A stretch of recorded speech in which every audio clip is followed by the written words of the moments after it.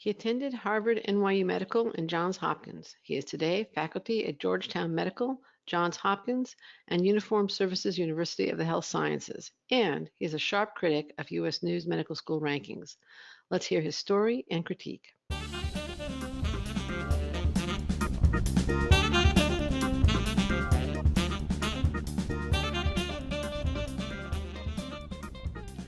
Welcome to the 321st episode of Mission Straight Talk, Accepted's podcast dedicated to graduate missions and helping you approach the application process thoughtfully and successfully.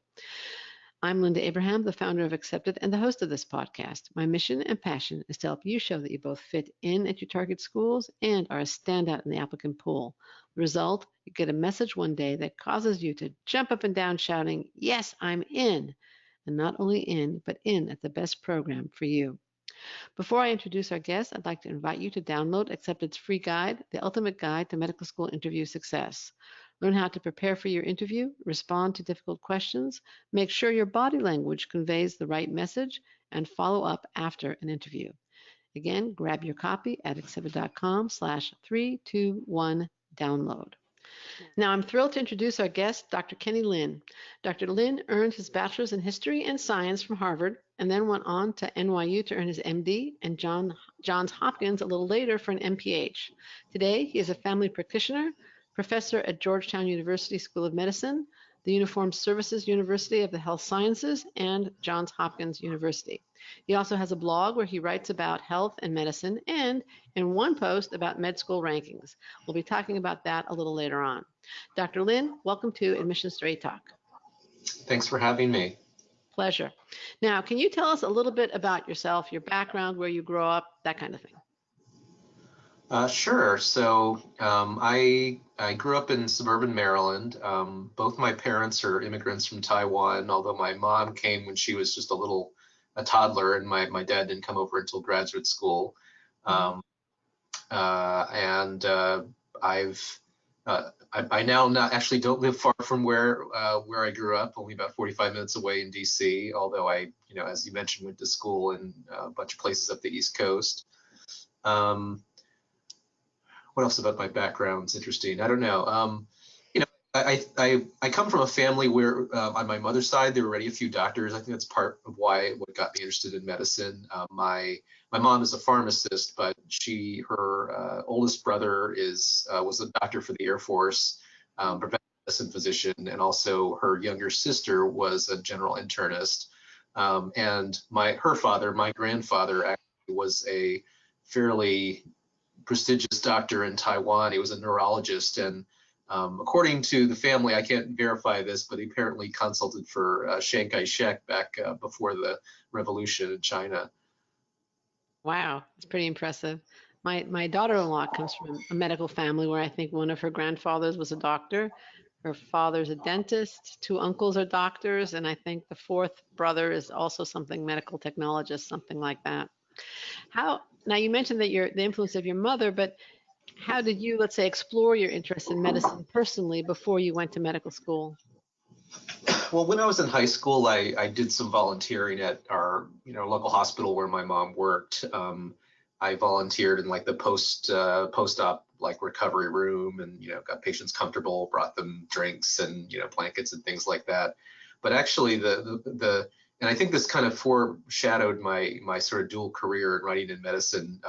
The other volunteer experience I had at the hospital was I worked with the public relations department, and I got to design advertisements, promote the hospital, write little kind of news blurbs about things that were going on, which I found really enjoyable.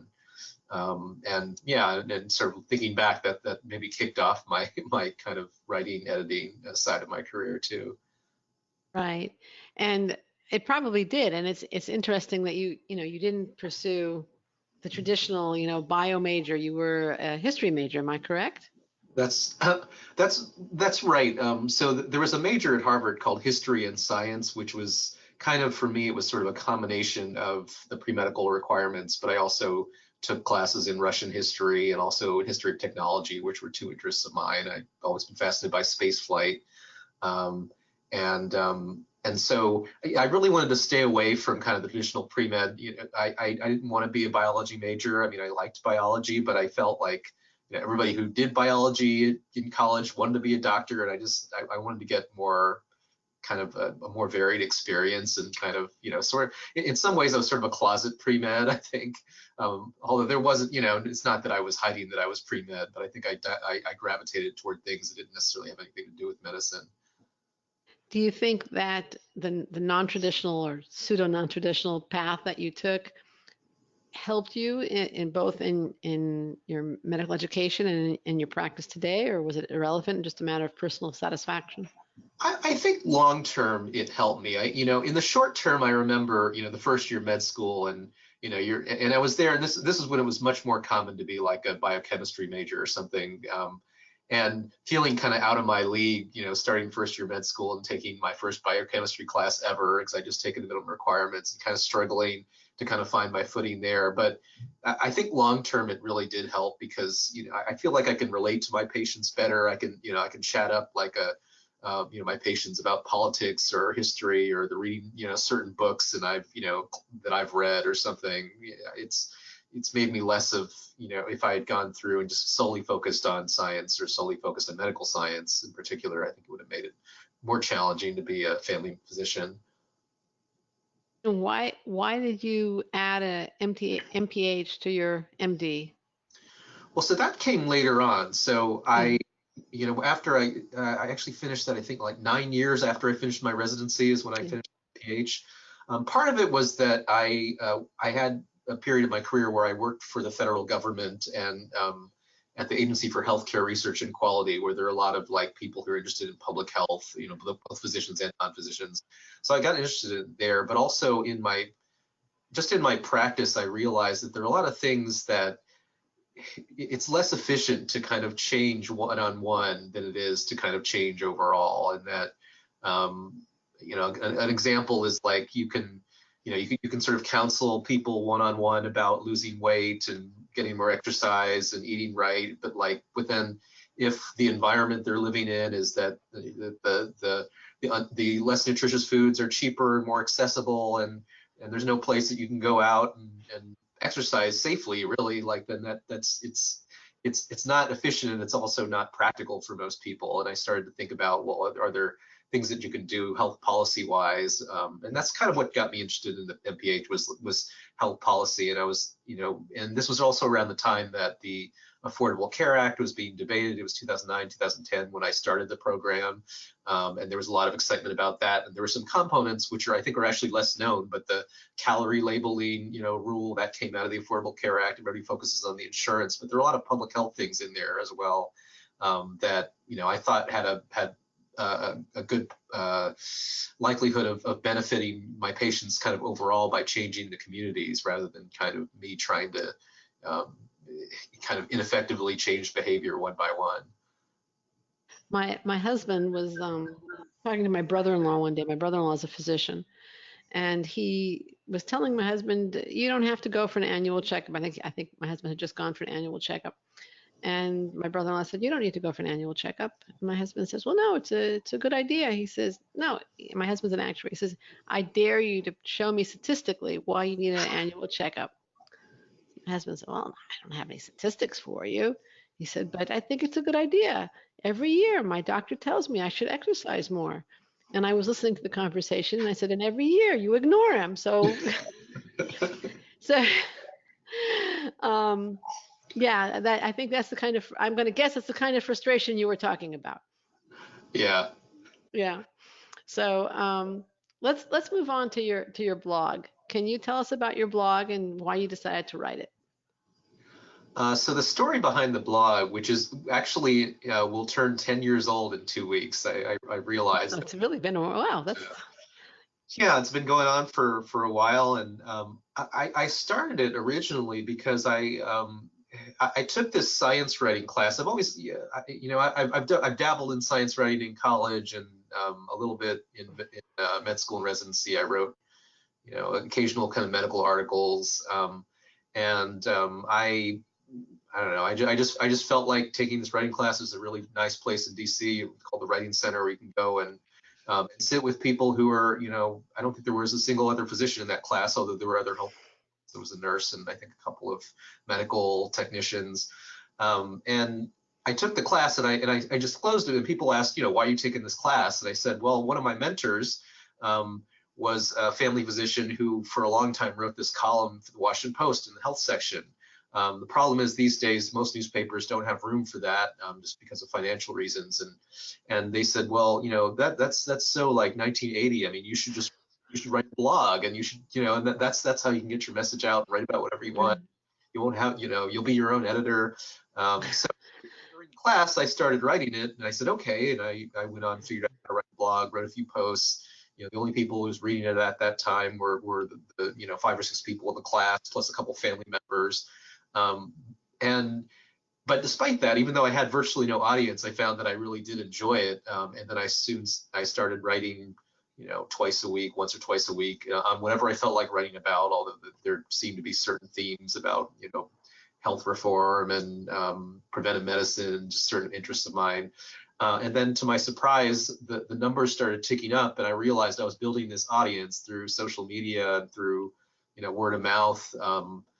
I think that kind of at its peak, it was I had probably had a few hundred regular people who were either receiving the blog by email or were logging on to read it. And I think that's about the maximum that's been. It's been steady probably for the last several years. But I said that's enough for me to feel like I've got to keep this thing going, because I'm going to let people know if I stop. Because there were a lot of times where I thought, yeah, maybe I'm wasting my time. I'm a doctor. I'm busy. I'm having, I have 4 kids now. I only had 2 kids then, but it just got busier and busier. But every time I thought about, I'll just stop, and abandon it. Like there would always be somebody saying, I just read your latest post. It was so good.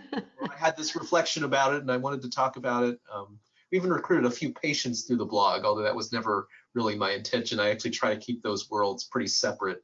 But I have had a few people who've found me and then looked me up and on Google and showed up to my office and said, I found you because I read this blog post and I know your philosophy of medicine is what I want. Really nice. That's pretty good. That is great. So you're keeping it up after 10 years. Yep, and I have no plans to stop anytime soon. All right. Now, you've gone through medical training and taught physicians in training, and you're currently a professor at 3 different universities. What do you think pre-meds and med students don't think about enough as they begin their training? What do they sometimes just not get, or again, don't think about enough?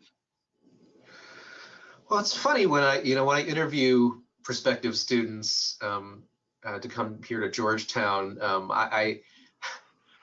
I joke that I don't know that I would have accepted myself when I went to med school. I feel like to students of today, I had, even though I tried in college to explore new experiences and sort of stay away from the traditional track, I mean, I still had relatively little life experience. I think that a lot of students these days are taking a year or 2 off between college and med school, the so-called gap year, or, gap years, depending on what you end up doing, getting a master's degree or working or traveling somewhere.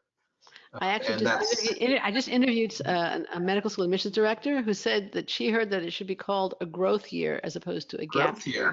Yeah, I think that's a great title for it. It's a positive in my mind, kind of regardless of what you do. I mean, I guess there could be some negative things you could do. You could just sit around and do nothing, but they're not doing that. And I think as I've seen more and more students do that, I also see that the students who tend to succeed in med school, they have those kinds of experiences. I think like everybody who comes into med school was usually at the top of their class, and they kind of, cruised along, and they, and they may have struggled at some point. But when you hit med school, I mean, everything gets exponentially tougher, and it really, but it's all about kind of just putting your head down and getting through, and keeping keeping your emotional and your keeping yourself sane. And I find that people with more diverse life experiences end up being able to adapt better, that they're just more willing to roll with the punches and say it's okay. Like I don't have everything doesn't have to be perfect. The whole keep their eyes on the goal, which is after all becoming a doctor, and not necessarily getting top grades in your preclinical classes that are not really going to matter down the line. Right. Every so often I'll talk to applicants, or I'll talk to a parent, And for whatever reason, I'll say, look, you're going to have a really hard time, let's say, fitting in all the classes that you need before the MCAT. Why don't you spread it out a little bit, take the MCAT, let's say, after your junior year in college, and then take a gap year or more. Mm-hmm. And they said, no, I don't want to lose a year.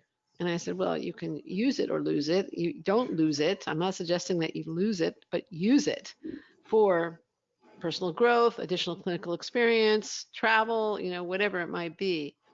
And I think, I hope that the term gap year is ultimately replaced with the term growth year, because that's how it should be viewed, not just as some kind of filler, I think that's a bit of a mistake. What I would you have agree. done? What would you have done differently in your medical training as you look back on it? I think if I had known early on that I was interested in public health, I actually at the medical school here, I teach a course that's called Patients, Populations, and Policy, and it's just an introductory public health course, although geared toward medical students and people who are going to become physicians. We didn't have that kind of course when I was in med school, so I wouldn't. My first year med school was anatomy, biochemistry, Sciences.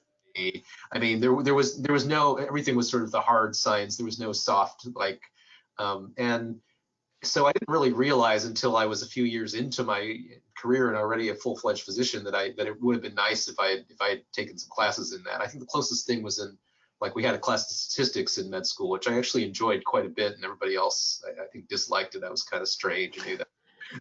That's why I became a family doctor, and they all became orthopedic surgeons or something. But it turns out statistics, is one of those things, the tools of public health. So Sure. So I think if I had known that, I probably would have tried. I could have, gotten a public health degree either in med school or maybe immediately after med school or in residency, where I really could have worked it into my career rather than kind of come out and sort of learned a lot of things on the fly. What was one of the best things that you did as a physician in training, looking back? Well, I think, getting out of, so I went to med school in New York City, and I went to a very fine med school. It's only, I think, gotten better since I left in terms of the opportunities and the quality of the students.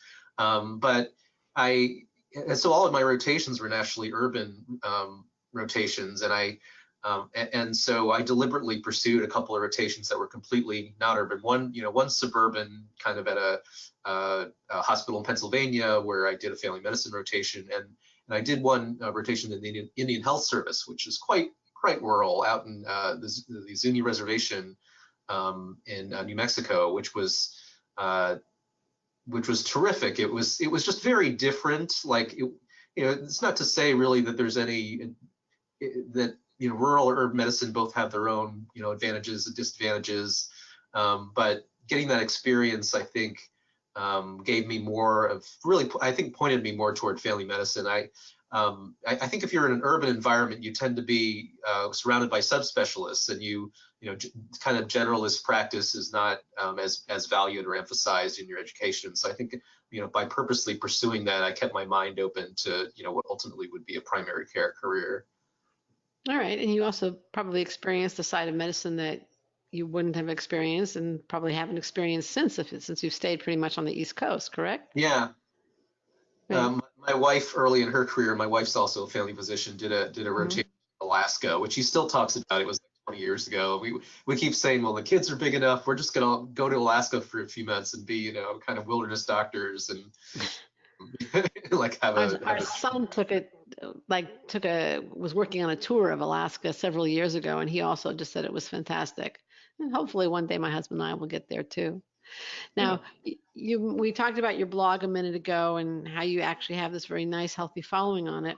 As part of your blog, you wrote a thoughtful critique of the U.S. News Med School rankings, which we're going to link to that particular post from the show notes at accepted.com/321. But for right now, can you summarize your critique? So the blog post was kind of a critique of, so the U.S. News rankings they rank kind of college, graduate education and medical school specifically. And I had read this article in the journal Academic Medicine by an educator who pointed out that the rankings are kind of arbitrary. They're based on things which don't necessarily have a connection to producing good physicians, like really high MCAT scores or really high grades in certain science subjects, which you need for preparation for medicine, but you don't necessarily have to have the top scores.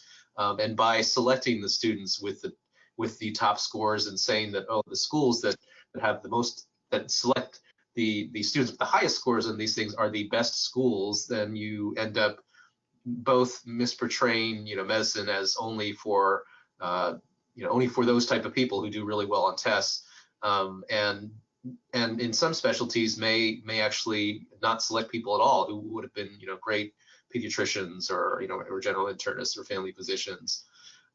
It sort of got, it started when I read that article, but then it sort of got me thinking about, well, what are, and reading a little bit about, like, what are the qualities that are needed? Like if you look back retrospectively and say, these are, this is a place that produces really great family doctors. Well, where do these people come from? What criteria do they use to select them? And I think some schools are doing that to some degree. I mean, it's obviously harder to take into account qualities like character, because how do you measure that? You can't do a standardized test of that necessarily. But there are ways to measure things like grit and to look at there are tests for implicit bias and things that will hurt you as a physician if you have them, or if or positive qualities that you lack. So that's mainly the point of the post was, I think U.S. News, at a minimum, if they keep ranking, they should incorporate other things in their rankings to make them more accurate. But perhaps, that schools shouldn't pay so much attention to those rankings in deciding how, what students to admit. That they really should be focusing on creating the types of doctors they want to come out of their school, rather than, what will nudge them a notch up the ranking scale. Right. I think the whole rankings game, my impression, and we work with MBA law students also, is that rankings actually play a far bigger role in those professions than in medicine. And, yeah. It's a lot nuttier. In medicine, most of our clients, yes, there are those who are looking at the rankings. We want to go to a top medical school. But most of them are just hoping they get into a U.S. allopathic medical school, or Right. a U.S. MD or DO school. So it's a little bit less crazy in medicine than in the other two specialties that I just mentioned, or not to mention undergrad, which is a whole different beast.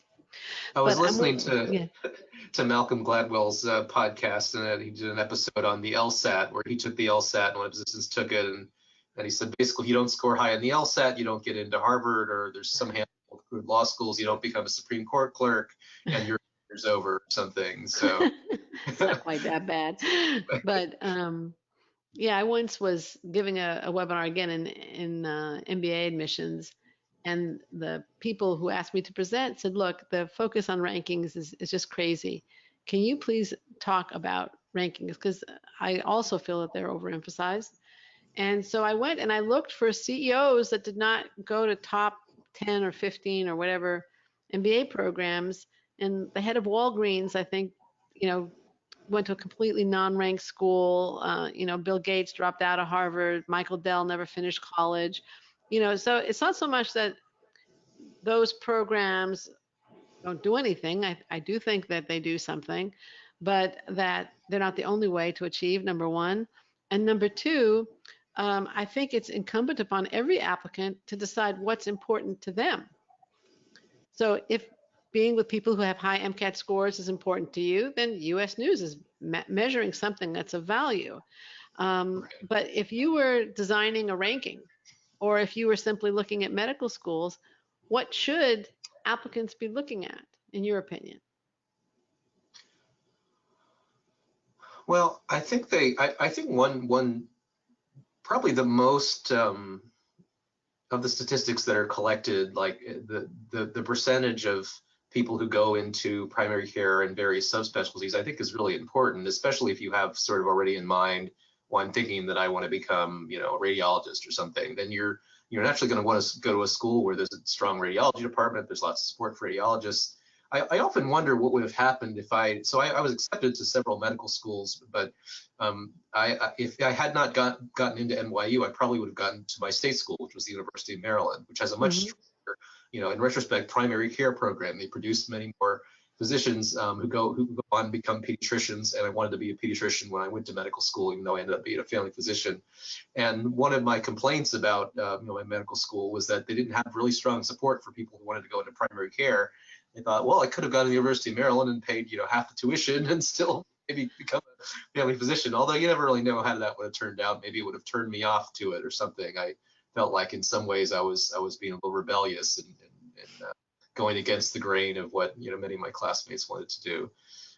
So I think that will give you some sense. Like, you really don't want to go to a school where, although there are people who become family physicians who graduate from Harvard, it's fairly rare, and I'm sure they feel a little bit isolated too, and more power to them for making that decision. We in family medicine there are, I think, like maybe 8 or 9 schools left who don't have departments of family medicine. NYU's one of them. Harvard's another one. We call them orphan schools, which is derogatory, but basically schools where if you want to go into family medicine, you're kind of an orphan because there's nobody you can turn to at the school. You usually have to have mentors outside of the school, and I was lucky enough to find a few. Great. So I guess one of it certainly seems like it makes sense to me. If one has direction in medicine, then one should look at where graduates of a particular medical school are going. Obviously, you also have to look at in-state versus out-of-state. I think it's a highly relevant criterion. But I think that looking at where graduates go and how that matches up with your interests is one really good criterion, and it's not at all reflected in U.S. News. It can't be. I think the other thing to get a sense of, and I think you can get a sense of this, it may not be quite as easy as just looking at a page in a rankings book, but of the places that they tend to train at. I just said, NYU wasn't terribly supportive of primary care, but one thing I really loved about it is that their public hospital, Bellevue, is sort of the legend. Yeah. Like, this is where people learn, and anybody can come here, and it was open to. We'd have people who'd step off the plane from Africa and they'd flown to New York City just so they could go to Bellevue to get treated for something, and that really it created kind of an ethos around the institution that I really enjoyed, where you felt like we're open to everybody. We do not discriminate. We're not.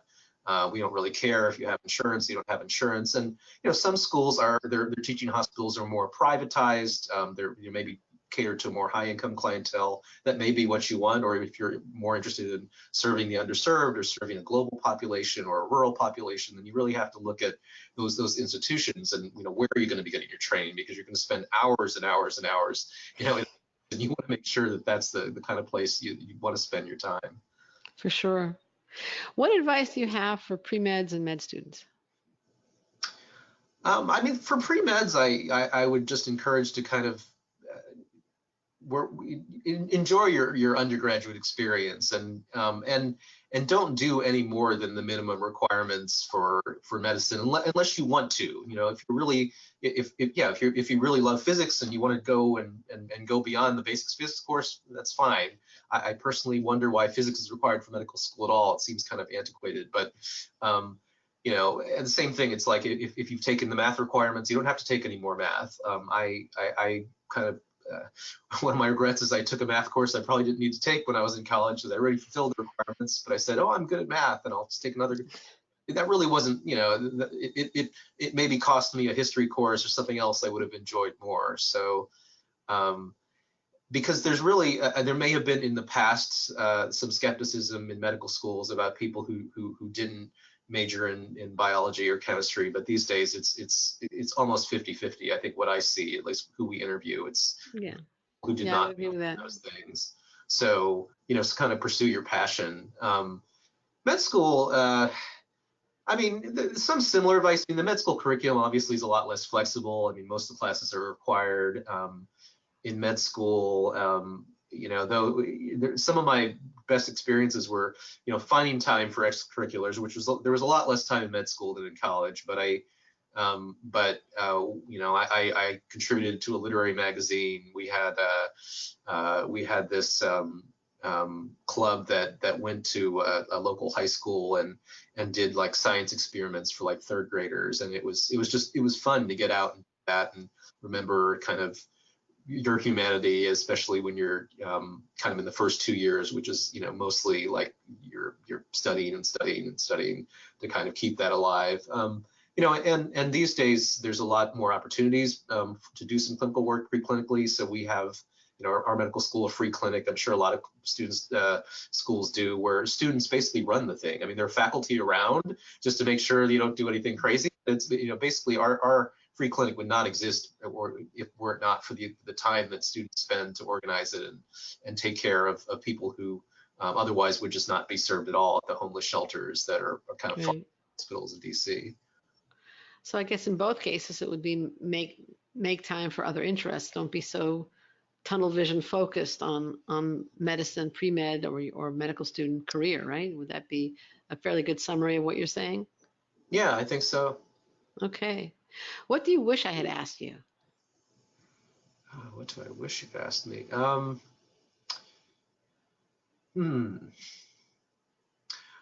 Well, I think, one thing that I get asked about a lot is, why did you decide to go into academic medicine versus not? Okay. I think part of it was because I enjoy, reading, both for pleasure, but also like scientific research articles. I like learning about new things, and I felt like, well, that kind of, if you're in full-time practice, like it's really hard to keep up on your journals, like, and if you're an academic, kind of, that's sort of part of your job. I'm supposed to be up to date so I can teach students about the latest things.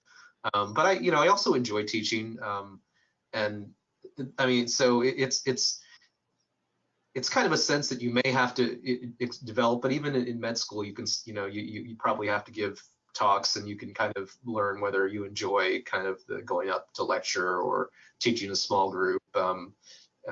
Like, we have like third years who mentor first years in our school and teach them like evidence-based medicine and things like that. So that's kind of how you can tell whether you want to go in one or another. I mean, academic medicine has some disadvantages. The pay's a little lower. We sometimes get, like the physicians are not in academia say, oh, you're off in your ivory tower and you're not really in touch with real life medicine. And my practice isn't as big because I only see patients about half the time rather than like every, rather than 4 or 5 days a week. But I think the variety is what I really like most about it. That I'll see patients one day, and the next day I'm giving a talk somewhere, I'm writing a paper, I'm doing a podcast. It keeps things interesting, and so it kind of, even when the medicine gets a little bit old, the activities continue to be new and enjoyable. Okay, great. Well, I want to thank you very much. It was an interesting answer. Basically, it's the variety. Dr. Lin, I think we're running out of time, and I know you're really busy. So I want to thank you very much for joining me for this show, and I want to thank you for sharing your experience and perspective. Where can listeners find out more about you, and where can they find your blog? Well, my blog is Common Sense Family Doctor. You can just Google that, and it should be the first thing that comes up, or Sense MD. And that's pretty much where I have all my stuff. I've got, so if you're interested in contacting me, you can always reach out to me through that. And I'm also on Twitter, Kenny Lin AFP, if anyone wants to communicate with me through social media. So, okay, great. As I said, I don't recruit patients on social media in DC, and occasionally, if you've got a listener who's looking for a family doctor, I am still taking new patients. All right, wonderful. We're going to link from the show notes at accepted.com/321 to Dr. Lin's blog, the blog post about med school rankings, as well as other related resources, and Twitter feed too. Listener, thank you too for tuning in to this, our 321st episode. If you find this show worthwhile, please make sure you don't miss any others. Subscribe through your favorite podcatcher. We have subscribe links in the show notes at accepted.com/321. And a quick reminder to download Accepted's free guide, The Ultimate Guide to Medical School Interview Success, which you can do at accepted.com/321 download. This is Admissions Trade Talk, produced by Accepted, and I am your host, Linda Abraham. I'll talk to you again next week.